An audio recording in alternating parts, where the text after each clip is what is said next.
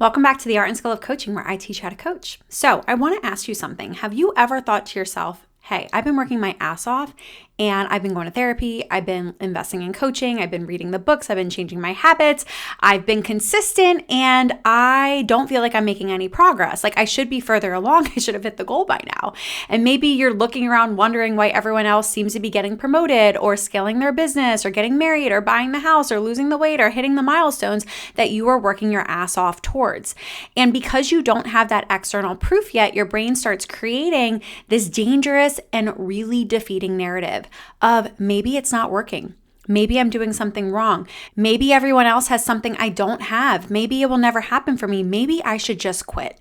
I hear this all the time from my one-on-one clients. And what ends up happening is they get frustrated because they're doing everything quote unquote right. But because they don't have the visible evidence yet, they assume that they failed or that it's not going to happen or that they should just quit.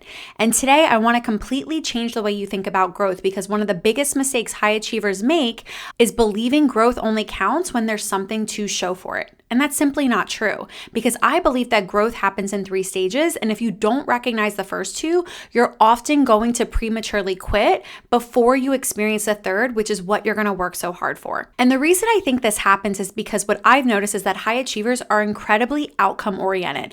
We are taught to measure our success by the achievement. So the promotion, the revenue, the body, the degree, the relationships, the title, the house. If there's nothing tangible to point to, then we automatically assume that nothing's happening. But imagine planting a seed. Would you go into your garden and dig it up every single week to see if it's growing roots? Of course not, because you understand what's happening beneath the surface, even if you don't see it yet, right?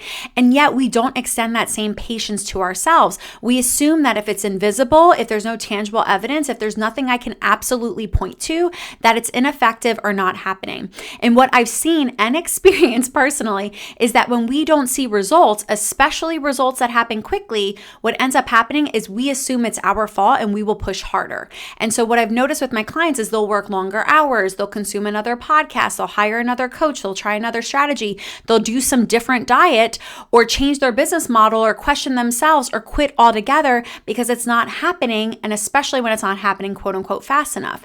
But it's because what they're measuring is the wrong thing, and or they're discounting the other things that they should be measuring. And so let's go ahead and dive into the 3 stages of growth. And I'm going to keep it simple. I call them internal growth, maintenance growth, and external growth. Okay. So let's start with stage 1, internal growth. This is where the transformation actually begins, because your business changes after you change.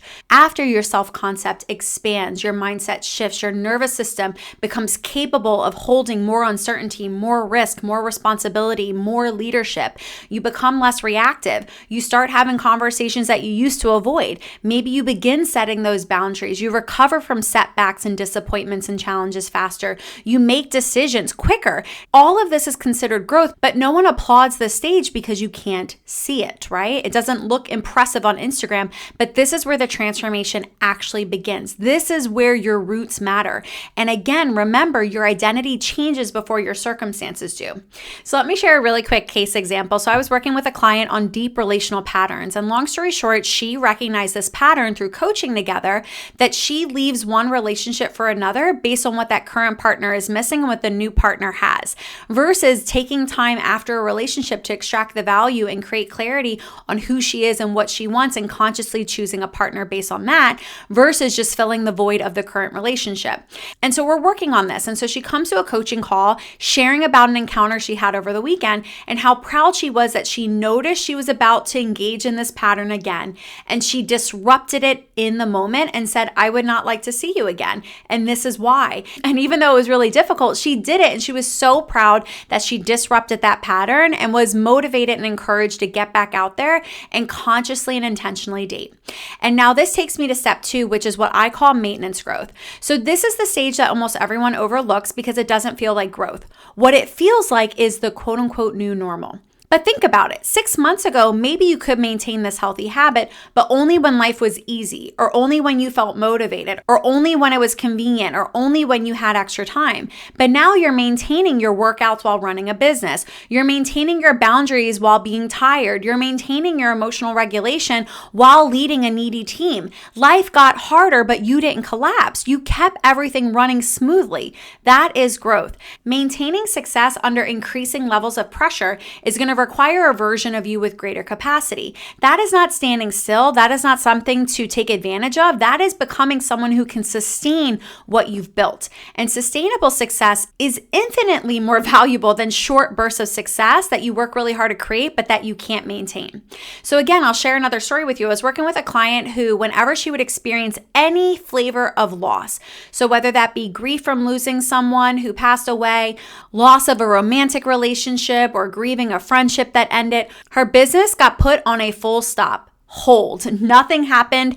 Everything ceased to exist. And so we worked on this. And after we worked on the internal piece, phase 1, and then created sustainable systems, phase 2, unfortunately, she had an unexpected loss that we were not anticipating during our coaching container, but she went on to still create an 18K quarter and still run her event and have a great experience for her and her clients, despite actively grieving the loss of a family member.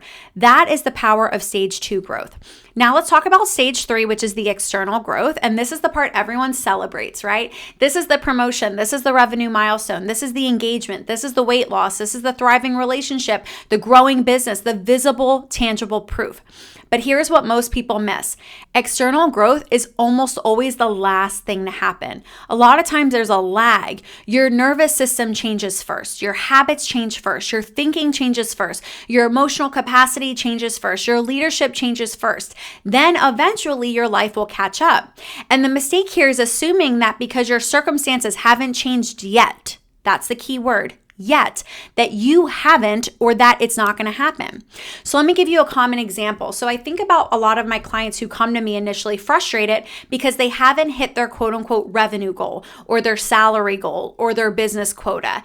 And when we slow down and actually look at what's changed over the last 3 to 6 months, we realize, well, hey, it hasn't happened yet. But what is different and setting you up for inevitable success is that you are communicating differently.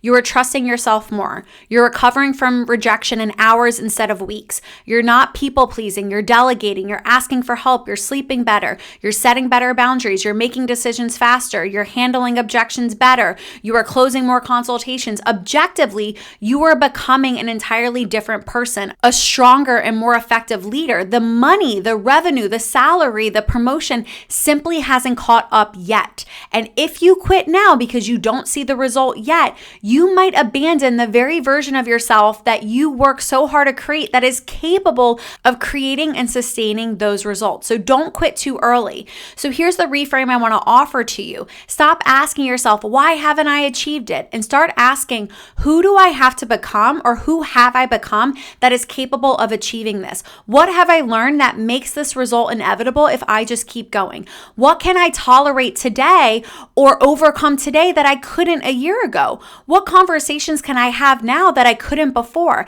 How am I recovering differently or faster or more powerfully? What decisions am I making today that the old version of me would have never made? What have I learned that I'm going to apply that's going to make this result come a lot quicker? What is my new norm that didn't even exist a year ago? Do you see the difference in these types of questions and these types of answers? Because those answers are often the strongest evidence that your external success is already being built. It is on the way.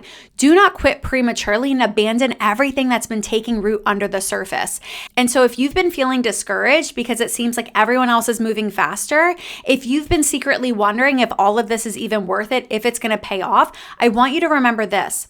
Growth is happening even if it's invisible. I don't know if you've ever heard about the story of bamboo, but you plant bamboo seeds and it shows no visible growth above the ground for up to 4 years. That's a really long time to keep watering and tending to this seed. But then suddenly, once it breaks ground, it can shoot up to 90 feet in the air in just 6 weeks. That is what I'm talking about here with the invisible work and the patience and consistency that's needed first in stages 1 and stages 2 that makes your future inevitable in stage 3. Because if all you change is your behavior, eventually you will fall back into old patterns. That is what happens when you only rely on short bursts of motivation to achieve a goal. It's not going to be sustainable long term, especially when circumstances shift.